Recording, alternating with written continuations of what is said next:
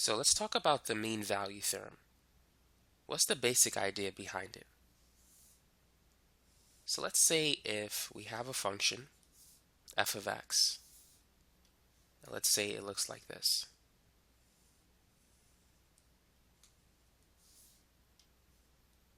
Let's call this point A and point B. Now, if the function f of x, if it's continuous on the closed interval AB, and if it's differentiable on the open interval AB, then there's some number c where f prime of c is equal to f of b minus f of a divided by b minus a. So what does this mean? On the left side, this represents the instantaneous rate of change, which is the same as the slope of the tangent line. On the right side, this is the average rate of change, which represents the slope of the secant line. Now, the secant line is the line that touches 2 points on a curve. So we're going to focus on the points A and B. To draw the secant line, draw a line that passes through both points. Now the secant line has to be parallel to the tangent line because they're equal to each other. They have the same slope. And notice that here, the tangent line will have the same slope as the secant line. They're both horizontal in this case. Now keep this in mind, the secant line touches the curve at 2 points. The tangent line only touches the curve at 1 point. So therefore C is right in the middle between A and B in this example. So anytime you have a closed interval, if the function is continuous on a closed interval, and if it's differentiable on the open interval, there's always going to be some number c where the slope of the tangent line is equal to the slope of the secant line, where those two lines will be parallel to each other.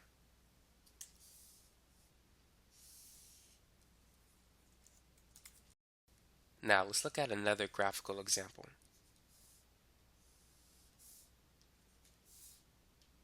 So let's say this time we have a graph that looks like this. And let's say here's A and here's B.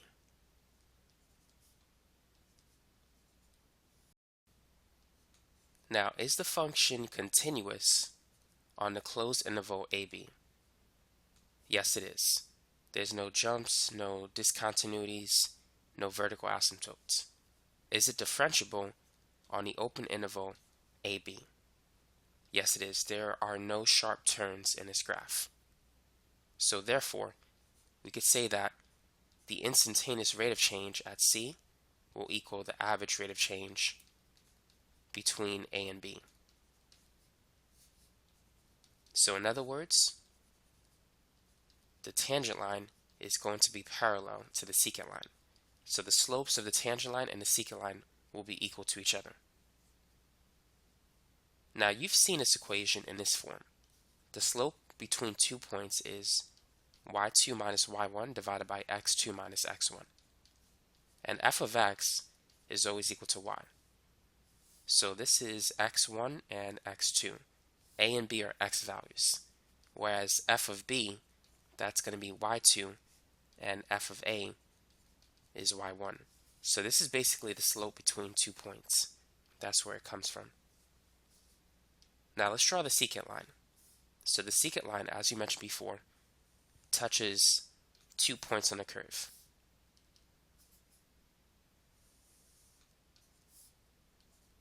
Now, what do you think point C is, such that it's going to be parallel to the secant line? C has to be somewhere in this region, because if we draw the tangent line, it can only touch the curve at 1 point. So notice that these two lines are parallel to each other.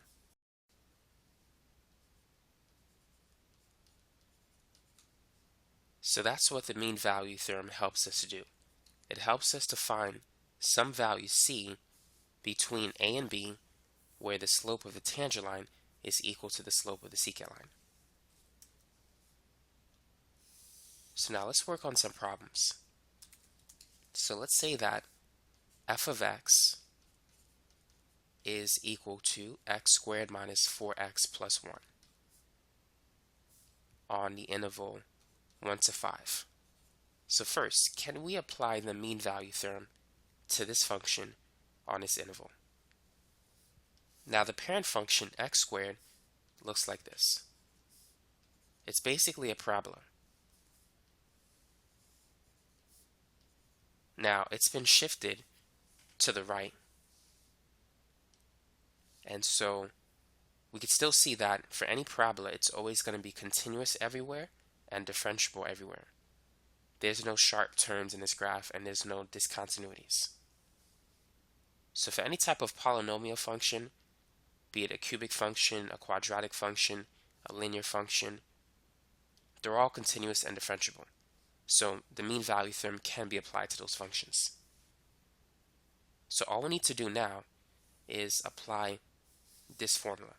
F prime of c is equal to f of b minus f of a over b minus a. So to find this, we need to find the first derivative. So the derivative of x squared is 2x, and the derivative of negative 4x is negative 4. And for a constant, it's 0. So f prime of x is going to be 2x minus 4. And then a is 1, b is 5. So f of b minus f of a, that's going to be f of 5 minus f of 1 over 5 minus 1. Now let's evaluate f of 5 separately. So that's going to be 5 squared minus 4 times 5 plus 1. 5 squared is 25, 4 times 5 is 20. 25 minus 20 is 5 plus 1, that's 6. And then f of 1, that's going to be 1 squared minus 4 plus 1. So 1 minus 4 is negative 3. Negative 3 plus 1 is negative 2. So we have 2x minus 4 is equal to f of 5, which is 6, minus f of 1, which is negative 2, divided by 5 minus 1, which is 4. So 6 minus negative 2, that's 6 plus 2. So that's 8. 8 divided by 4 is 2. So let's add 4 to both sides. 2 plus 4 is 6. And then if we divide both sides by 2, we can see that x is equal to 3. And 3 is between 1 and 5. So therefore we could say that c is equal to 3. So this is the value of c that satisfies the mean value theorem over the interval 1 to 5 for this function.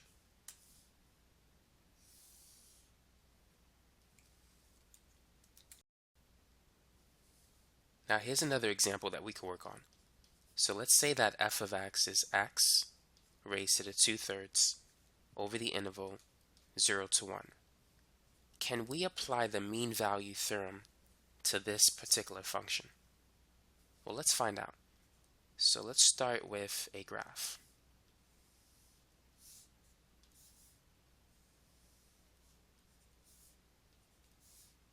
X to the 2/3 has this general shape. So we have a cusp at 0. So what that means is that it's not differentiable at x equals 0. So can we apply it?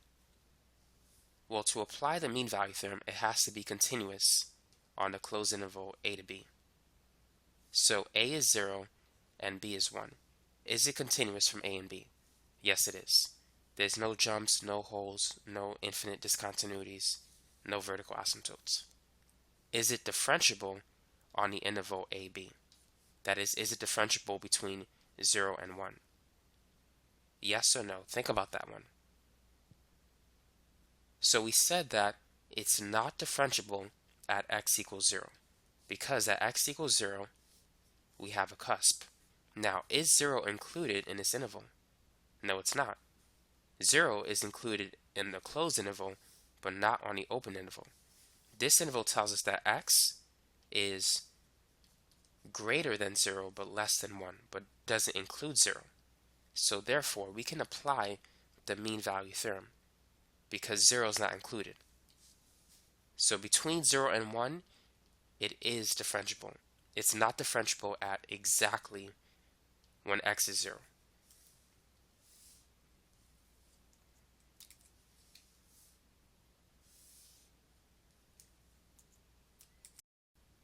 Now let's find the value of c that satisfies the mean value theorem for this problem.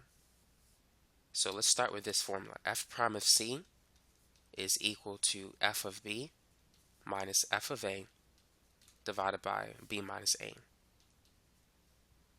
So on the left side, let's find the first derivative. Let's use the power rule.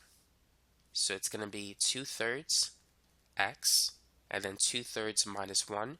That's 2/3 minus 3/3, which is negative 1/3. So that's the first derivative. On the right, we have f of 1 minus f of 0 over 1 minus 0. Now let's rewrite this. We can rewrite it as 2 divided by 3x to the positive 1/3. By moving x to the bottom, we could change the negative exponent into a positive one. Now f of 1, that's going to be 1 raised to the 2/3. 1 raised to anything is 1. F of 0, 0 raised to anything is 0. And that's over 1 minus 0, which is just 1. So on the left, we have 2 over 3x to the 1/3. On the right, we just have 1 over 1, which is 1.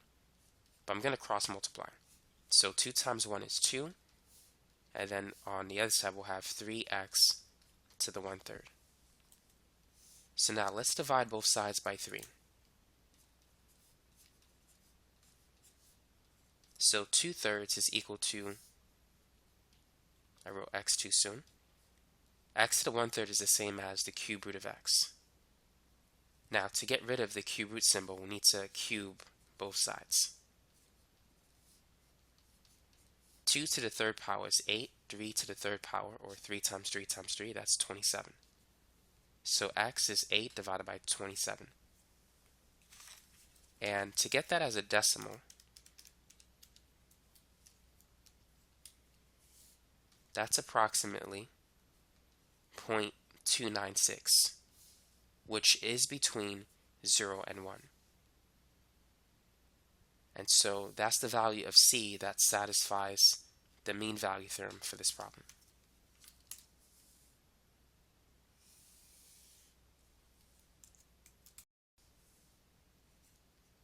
Now let's work on this problem, an absolute value expression.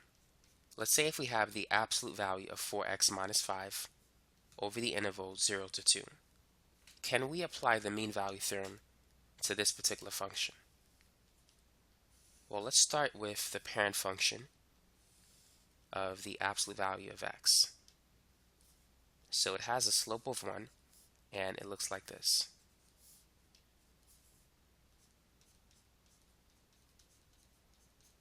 So notice that it's not differentiable at 0. So keep that in mind. Now, how can we graph this particular function? How can we identify the vertex?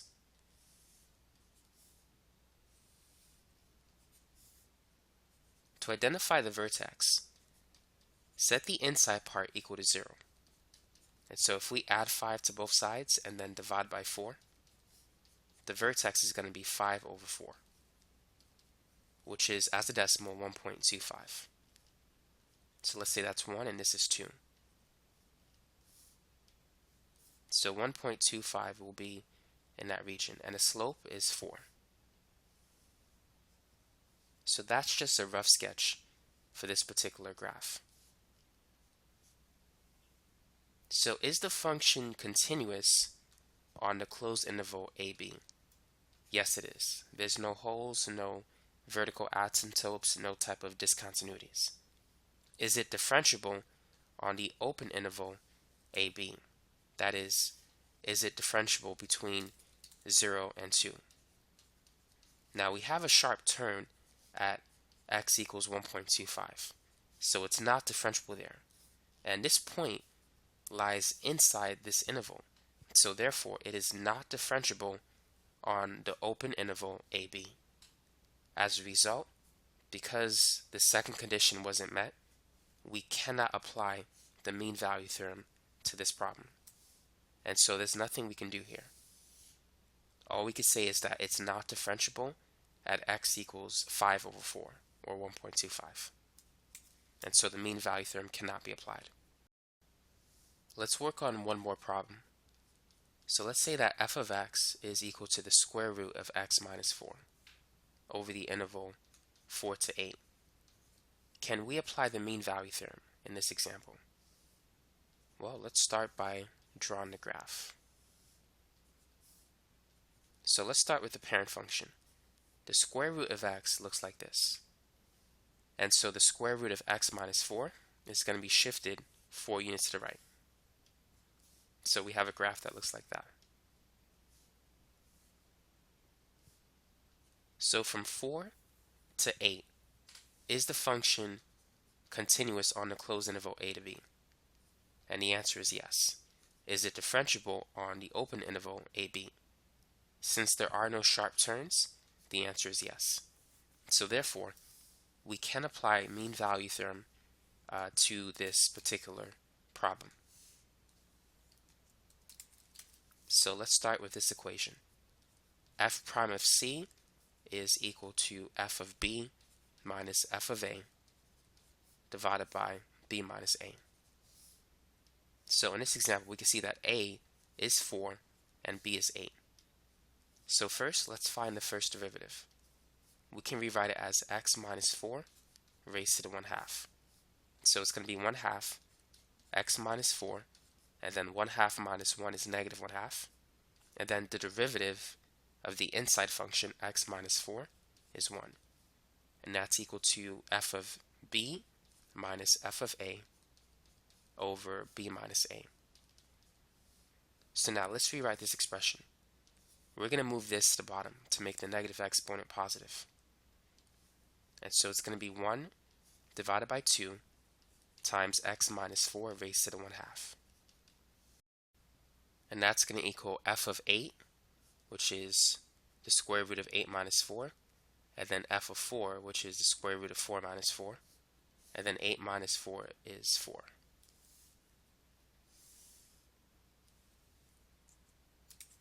So on the left, we can rewrite that as the square root of x minus 4, and then 8 minus 4 is 4, and the square root of 4 is 2. 4 minus 4 is 0, and so this is what we now have. And if we cross multiply now, 1 times 4 is 4, and then 2 times 2 is 4, and then we could divide both sides by 4. 4 divided by 4 is 1. Now to get rid of the square root, we need to square both sides. 1 squared is 1, and so that's equal to x minus 4. And then if we add 4 to both sides, 1 plus 4 is 5. So x is equal to 5 in this case. So that is the value of c, which is in between a and b. It's between 4 and 8. So always make sure c is between a and b. And so that's it. Now you know how to apply the mean value theorem, and you know how to use it to find the number c that satisfies the mean value theorem on a closed interval a to b.